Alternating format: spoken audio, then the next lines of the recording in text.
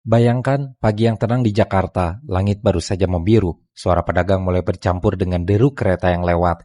Di dalam gerbong ada yang tertidur, ada yang membaca, ada pula yang hanya diam menatap keluar jendela, menunggu hari bergulir seperti biasa. Lalu dalam hitungan detik semuanya berubah, dentuman keras mengguncang bumi, dua kereta saling menghantam di rel yang sempit dan tak berampun, tubuh-tubuh terlempar, logam melintir dan jeritan memenuhi udara. Apa yang sebenarnya terjadi di pagi itu? Apa yang menyebabkan dua kereta melaju menuju maut tanpa ada yang benar-benar menghentikannya? Inilah kisah tentang tragedi Bintaro, kecelakaan kereta api paling mematikan dalam sejarah Indonesia. Pagi itu pada hari Senin di tanggal 19 Oktober di tahun 1987, seperti pagi lainnya di Jakarta, orang-orang bergegas dari rumah ke stasiun, anak sekolah, pegawai kantoran, buruh, semua mengejar waktu. Di stasiun Rangkas Bitung, sebuah rangkaian kereta ekonomi dengan kode KA 225 bersiap berangkat menuju stasiun kota, Jakarta.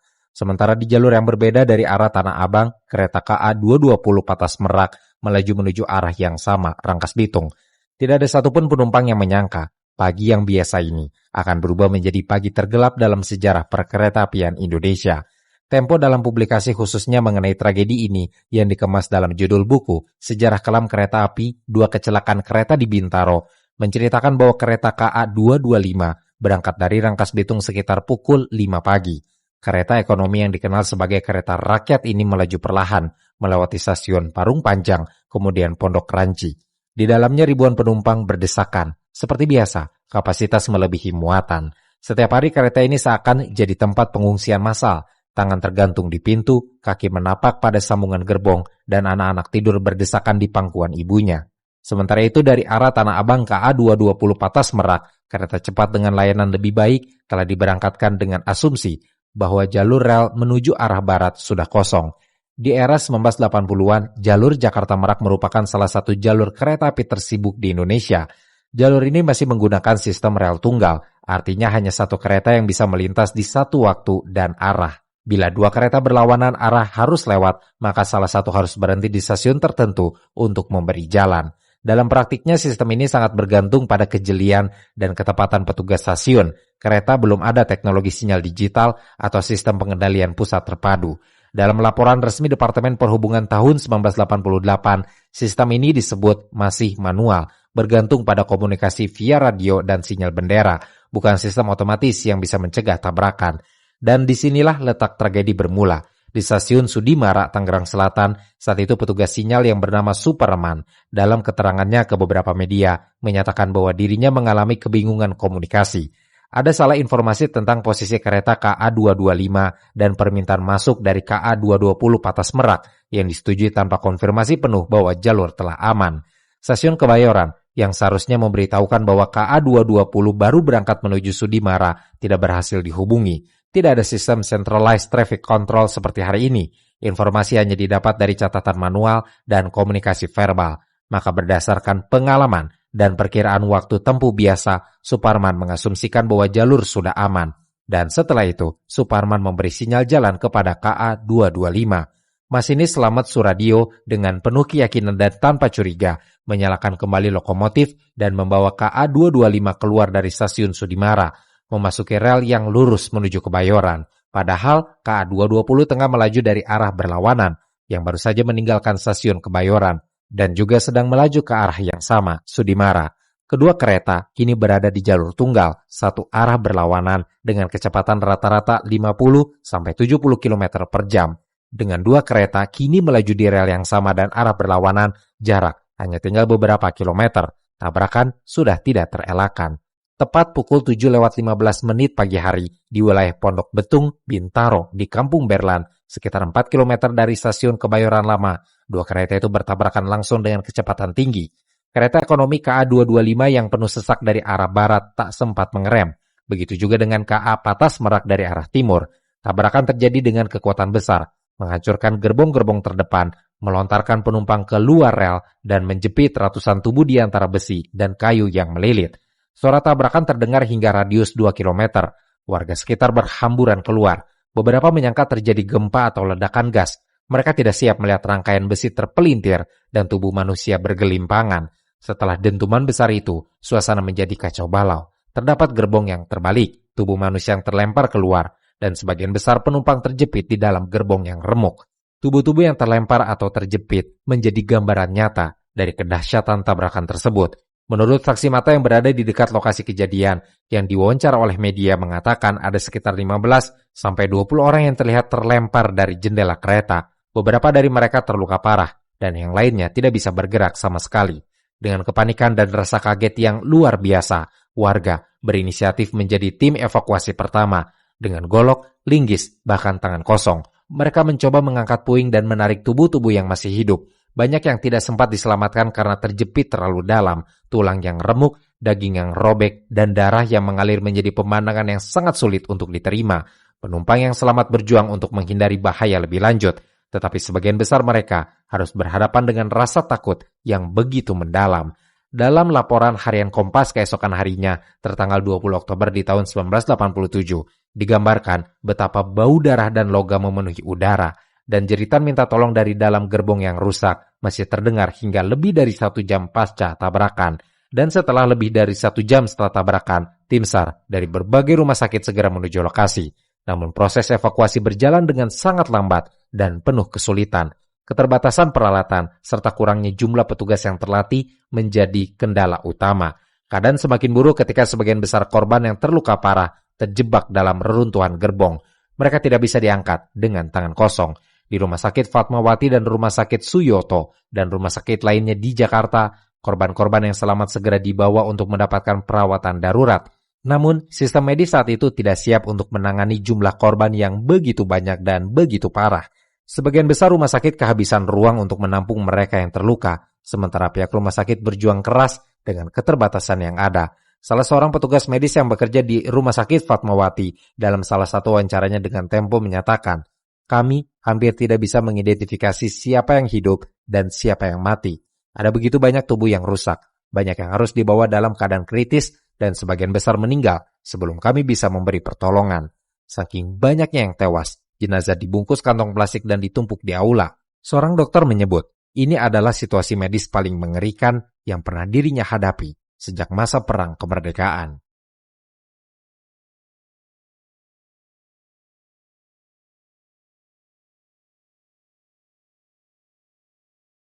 Tragedi Bintaro segera menjadi berita nasional. Semua media utama memberitakan dengan duka dan amarah.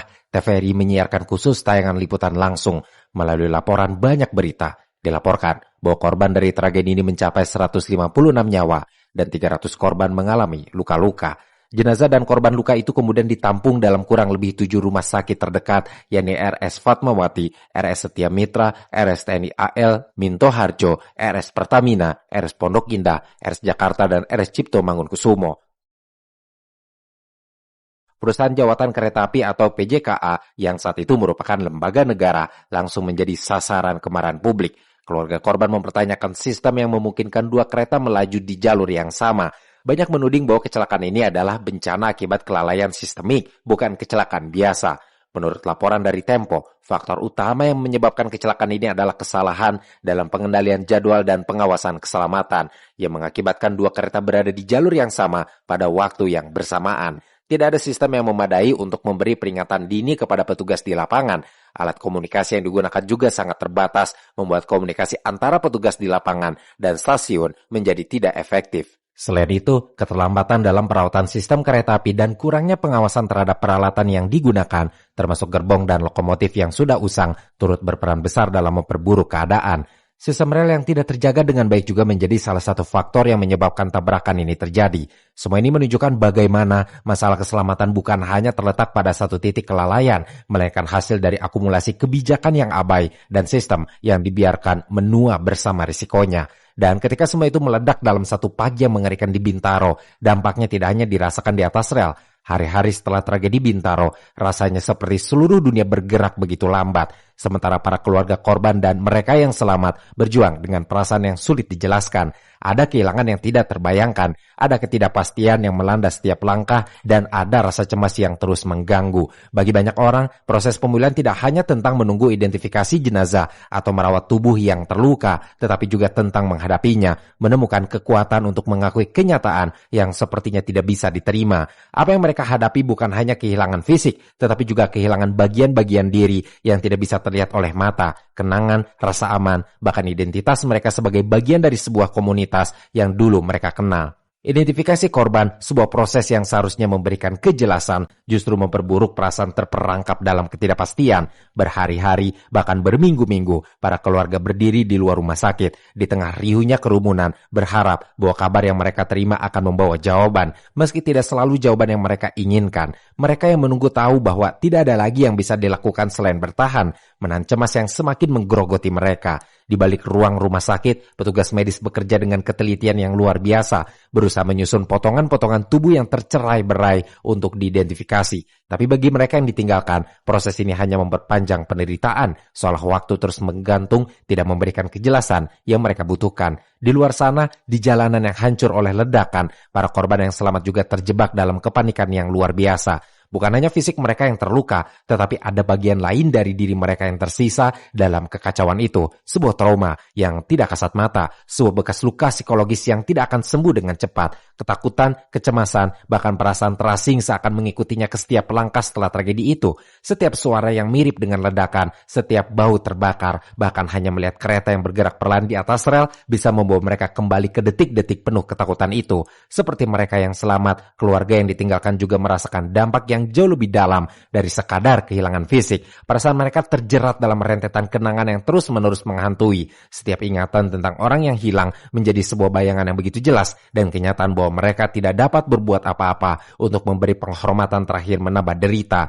Identifikasi korban yang tak selalu membawa kejelasan tentang tubuh yang ditemukan semakin memperburuk rasa sakit yang sudah terlanjur mendalam. Bintaro, yang sebelumnya dikenal sebagai daerah yang tenang, kini menjadi saksi bisu dari perubahan yang sangat besar, tidak hanya secara fisik, tetapi juga dalam kehidupan setiap orang yang terlibat dalam tragedi ini. Luka-luka yang ditinggalkan oleh kecelakaan ini bukanlah luka yang dapat dilihat oleh mata, tetapi luka-luka yang terus mengalir di dalam hati dan pikiran mereka yang harus melanjutkan hidup. Dan sementara itu, dunia terus berjalan, meninggalkan mereka yang terperangkap dalam bayang-bayang peristiwa mengerikan tersebut.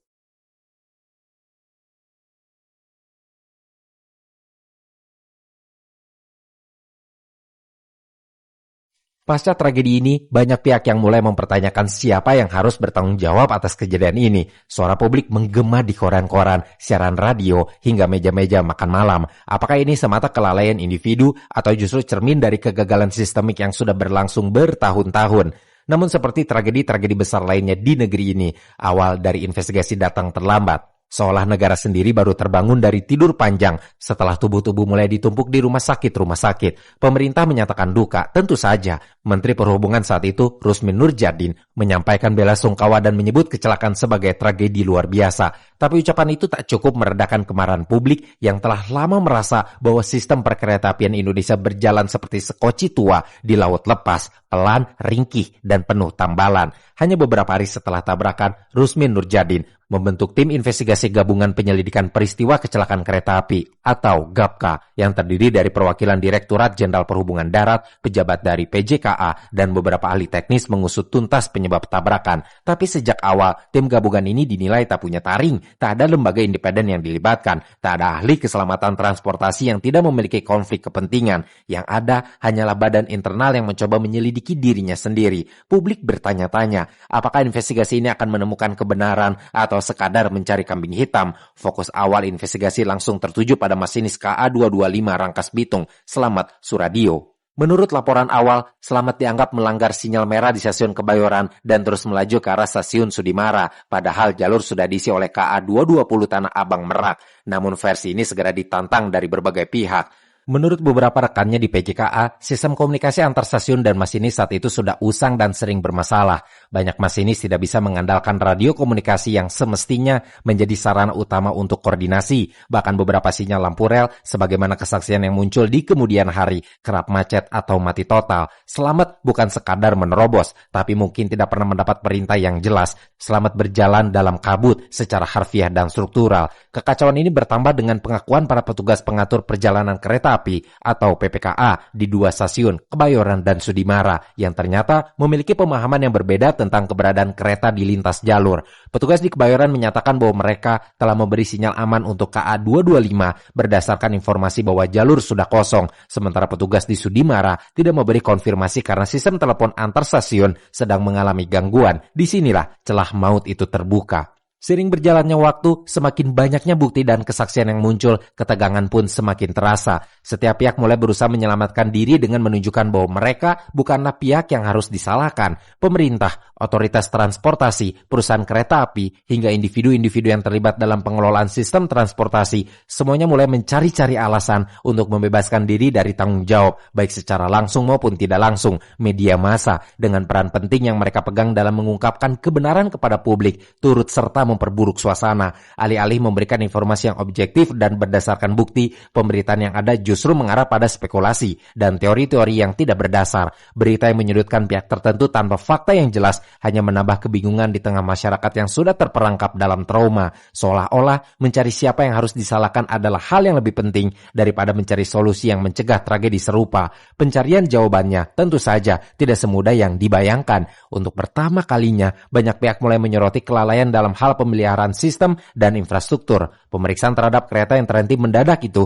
menunjukkan beberapa masalah teknis yang tidak terdeteksi sebelumnya. Kereta yang sebelumnya telah melewati serangkaian pemeriksaan rutin ternyata memiliki sejumlah komponen yang rusak, meskipun hasil inspeksi sebelumnya menunjukkan kondisi yang baik. Sejumlah saksi bahkan mengungkapkan bahwa selama beberapa bulan terakhir ada indikasi penurunan kualitas pelayanan, terutama di bidang perawatan dan pemeliharaan. Namun, seperti halnya bencana besar lainnya, ini adalah masalah yang melibatkan banyak pihak dan lapisan sistem. Pada satu sisi, beberapa pihak menuduh adanya kelalaian dalam pengelolaan yang bisa dilacak hingga pada pihak yang bertanggung jawab atas pemeliharaan yang dituduh menurunkan kualitas perawatan demi mengurangi biaya. Di sisi lain, ada pula yang mengarahkan tudingan kepada perusahaan yang mengoperasikan kereta api yang menurut sebagian orang hanya mementingkan keuntungan daripada keselamatan penumpang. Bahkan lebih jauh, beberapa orang mencurigai adanya tekanan dari pihak-pihak dengan kepentingan tertentu yang menginginkan pengurangan anggaran untuk hal-hal yang sebenarnya vital bagi keselamatan.